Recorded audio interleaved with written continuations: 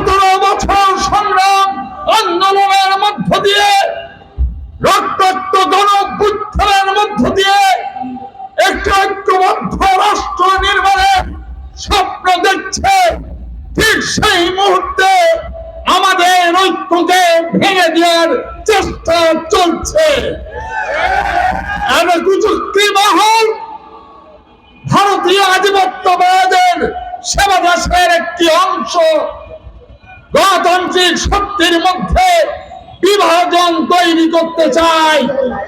ভাইরা আমার, সেই কারণে আজকের সমাবেশে আমরা বলছি, আমাদের ভারপ্রাপ্ত চেয়ারম্যান যখন বলেন সবকিছুর ঊর্ধ্বে বাংলাদেশ, সবার আগে বাংলাদেশ, সেই বিবেচনায় আজকে আমরা এই সমাবেশ করছি যে সবার আগে বাংলাদেশ। ভাইরা আমার, বৃষ্টিতে ভিজেই আজকে মিছিল আমরা করবো, বৃষ্টিতে ভিজেই আজকে সমাবেশ হবে।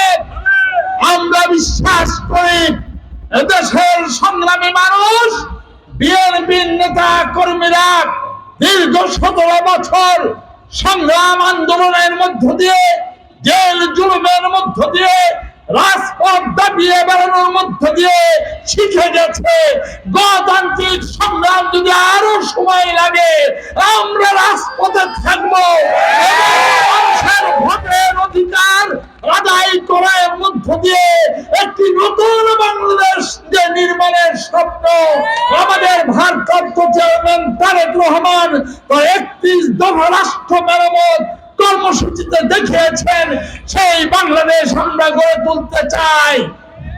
ভাইরা আমার, অনেক ষড়যন্ত্র হচ্ছে, অনেক ষড়যন্ত্র হবে।